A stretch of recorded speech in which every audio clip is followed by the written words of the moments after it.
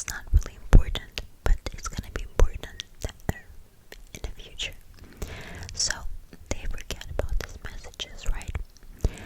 And in September of 2021, they start again, and they've been receiving these messages, different messages,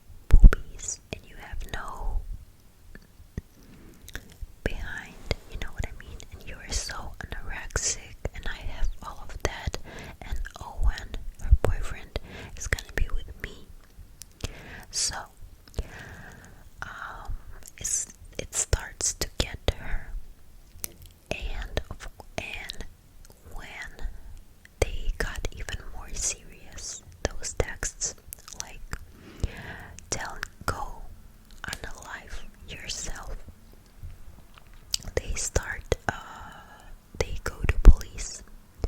So the policeman, the cop, he tries to investigate too. He tries to, like, of course he gets all those messages written down and he goes through them, tries to analyze who may it be, because sometimes, like, this person who would text all of this, they would know everything, like something only the closest people would know. And sometimes these guys would even like in like they would go up to different friend groups, because the police suggested that maybe it is a friend group, right? Not a single person, a friend group who is messing with them. And they started going up to different groups and telling different information, like, so they can hear. But none of that worked. Nobody gave a damn about those secrets, fake secrets, something like this. And it was very weird because this person knew all of their business, Police cannot find anything, right? And they go to FBI, and like they're also their parents, like these two people, right? Lauren and Owen, this couple, their parents are also close and they talk to each other all the time, like sharing different information about the case, like what did they text you, I don't know, like what do you know, are there any like investigation breakthrough, nothing. And in this, like, I believe this is the time when these two decide to break up, because she's like, I'm done, I'm like, this person follows me everywhere, they know everything, so we have to break up. So they break up. Of course, it's like heartbreaking for them because they were like high school sweethearts, and it's heartbreaking, but still,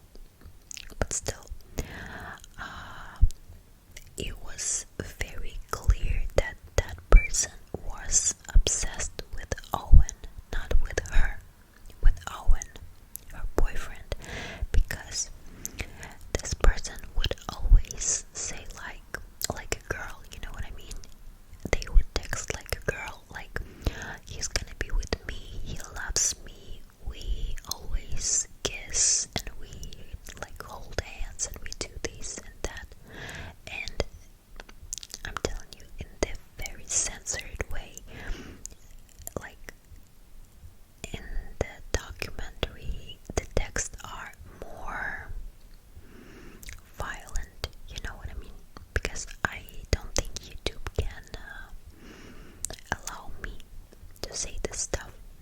So they break up, right? And what happens next? The text don't stop. They text her. So this person texts her, oh, you were never a good match for him, you were like terrible, go unalive yourself, and so on. And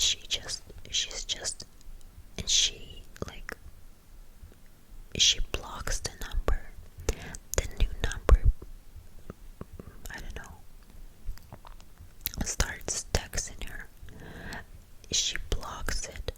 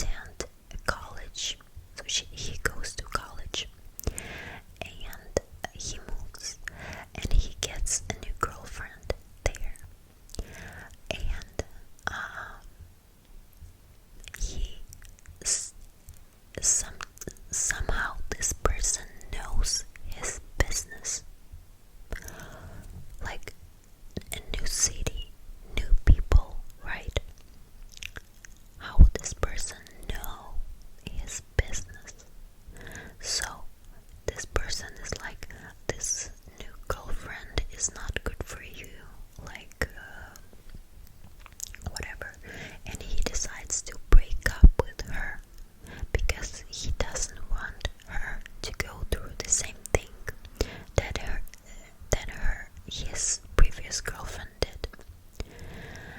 And like, imagine 15 months of this situation. You are spiraling, like they are spiraling. They are out of their minds.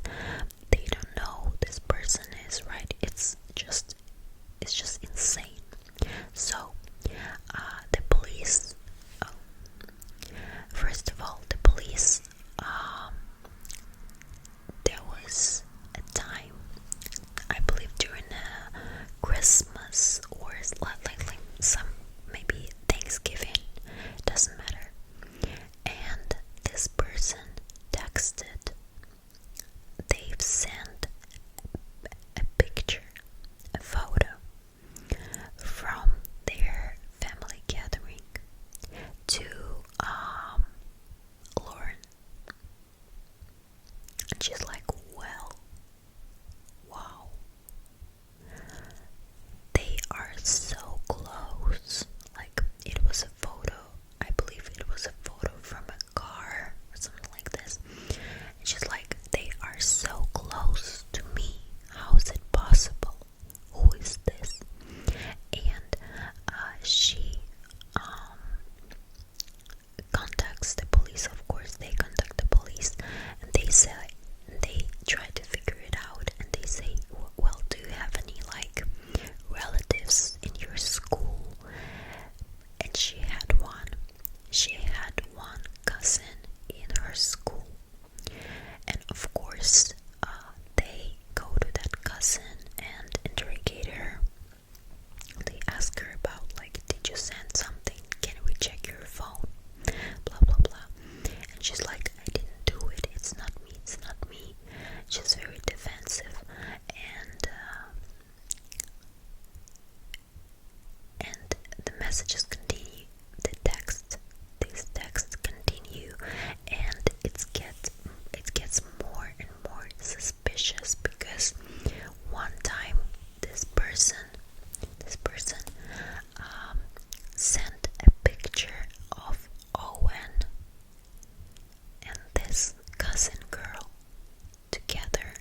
It was a long time ago, by the way, but they were together in the picture. They were just like, I don't know, laughing or something like this.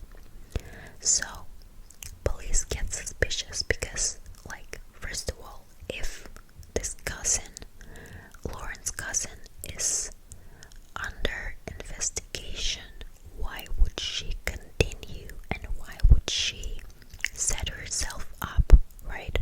She wouldn't do that. So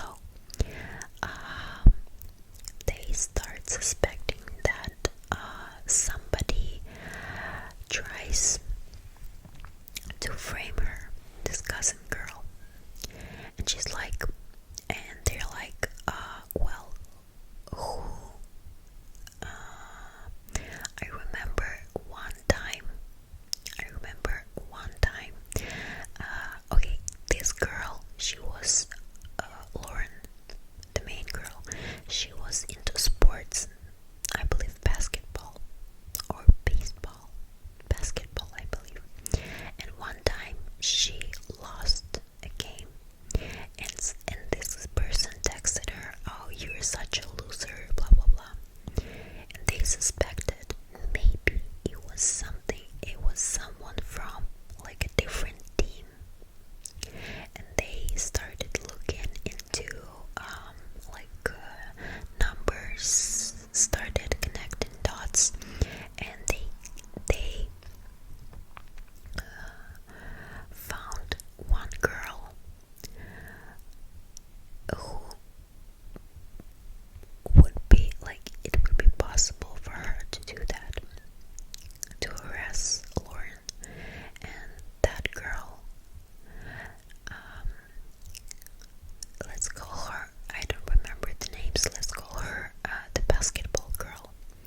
So the basketball girl, she was like, it's not me, it is not me. They check her phone, everything is clear, but she could, clean it, right? And but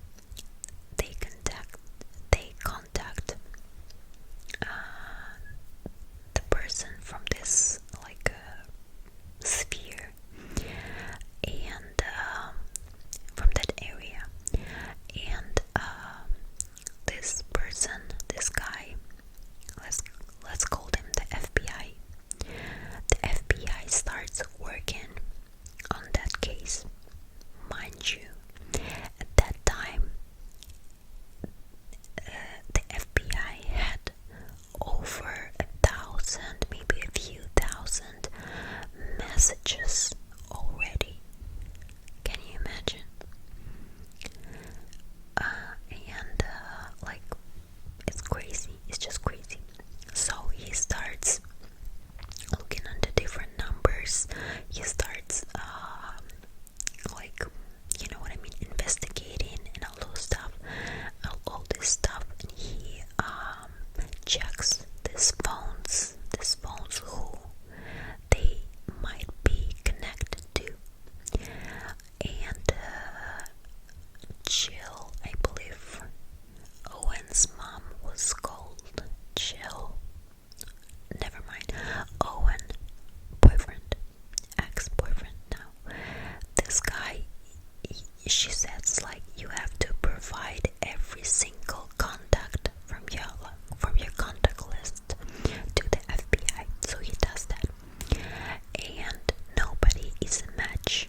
Nobody's a match except, here's the plot twist, except one number keeps coming up, like from different messages from different numbers.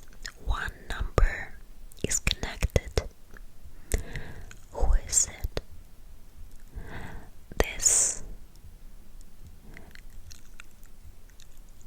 This is Kendra, Lawrence, the main girl's mother. And of course he's like shocked, because like, why the mother? What is going on? Maybe somebody like is doing it from her phone or something like this. So they have like this evidence against her mother, and they have the right to search their house. So and in the documentary you can actually see the police, like they have camera. So this cop comes to the house, and Kendra is there, Lauren's mom. He's like, can I talk to you? We found something. We have to search your home for different devices, something like that. She's like, yeah, sure. And he sits her down, and he confronts her. He says, like, text messages are connected to your number. Stop playing. And she's like, no, I don't know nothing about that. What is going on? I'm innocent, like blah blah blah. He's like, no, it's not gonna work. You have to tell the truth. And she, like, not fully, but she like suggests that she was sending those texts. Can you imagine? And he's like, where is Lauren, your daughter? She's upstairs. Can you call her downstairs, down here?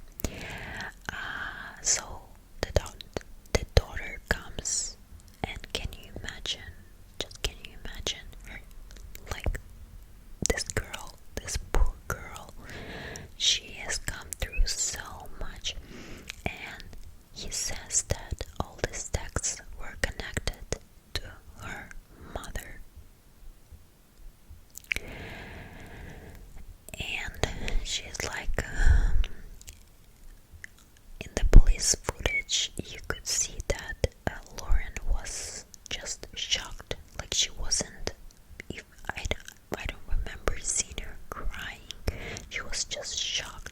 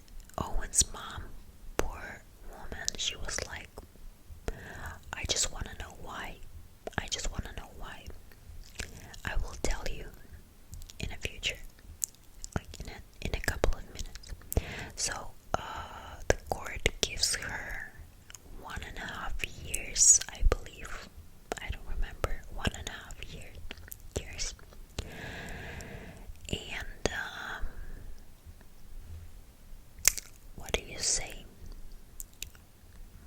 this whole documentary was filmed. It was filmed by real people, not by actors. I mean,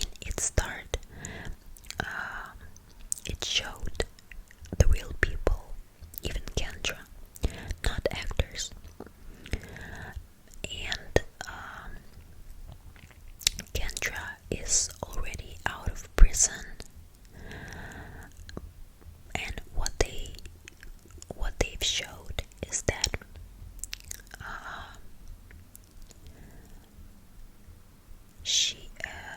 the girl Lauren and her father, they live happily. They have a dog. They live very happily together. He doesn't want to do anything with his wife, I believe now ex-wife, because he says she's a liar, she's like all these things. Maybe she was lying about different things too, I don't know, because it doesn't cover that part. So she was like, Kendra was like, why did she do it, right? Because the main question is why. So she, the first thing that she told the police officer was, the first messages were not from me. Doubtful, but okay. She said they were not by me, but they've looked through so many people and nobody was like, everybody was clear. So who might it be except of her? So she said that she didn't really explain like why. She was just victimizing herself, you know what I mean? In the interview she was victimizing herself, and she said that she was RAPED. It rhymes with grape.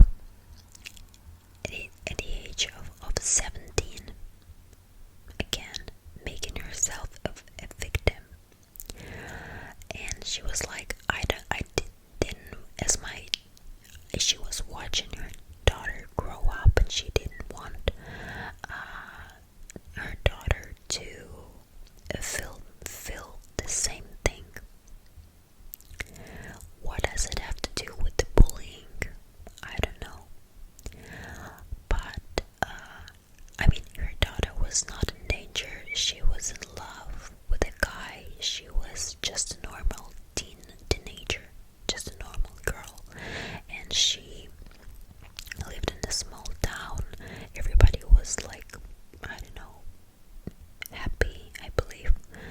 Everybody was kind, and what was the reason? I don't know.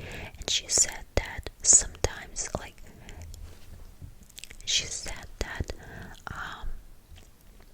sometimes she would spend 1 hour a day texting.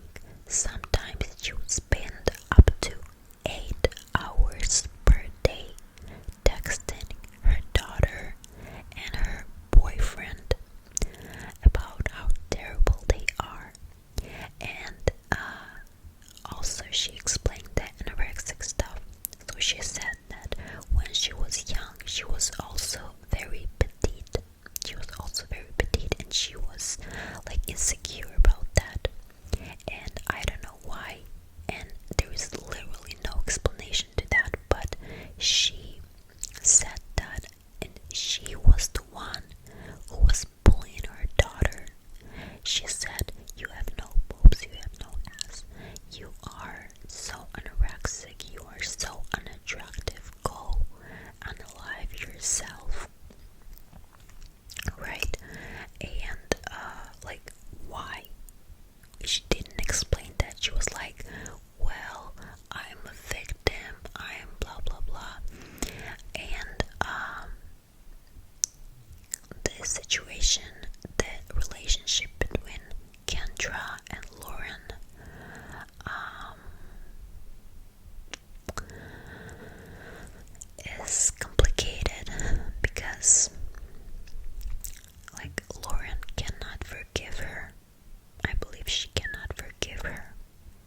she's still her mother, and I believe she was, mind you, she was very, very, she took, like, she played a huge role in her daughter's life. She was basketball coach, like, sometime she always were, like, she always was with her daughter, and she always helped her, and all of this. So the daughter felt betrayed, but also she needed her mom.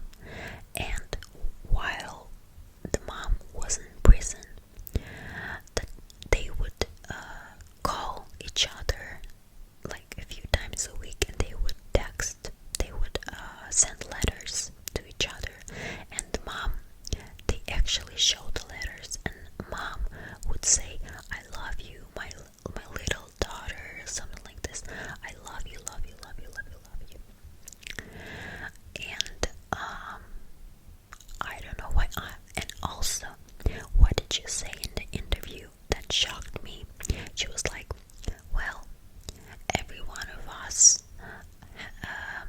has crossed the line, and like everybody has broken the law. Like maybe drunk driving, or I don't know, some." And she had another example too. She was like, "But never got caught. I just got caught, and now I am in this situation."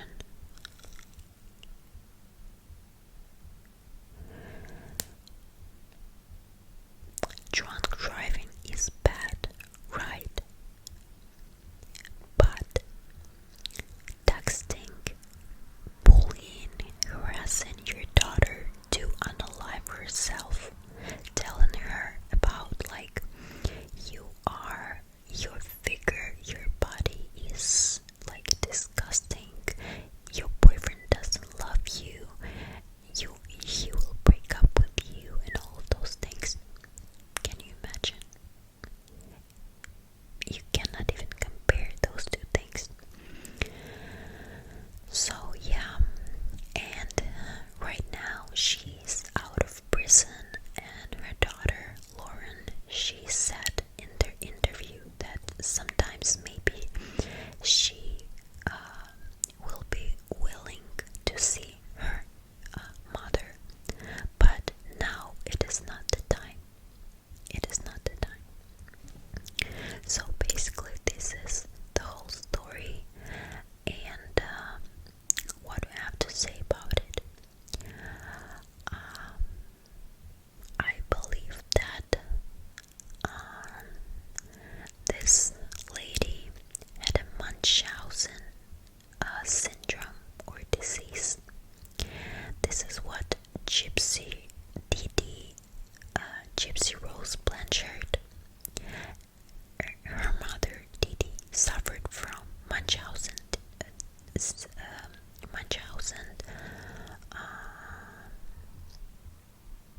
syndrome, something like this. So this is, but cyber Munchausen. So Munchausen syndrome is when a person pretends to be sick to get attention and empathy from different people, from others. And the mother of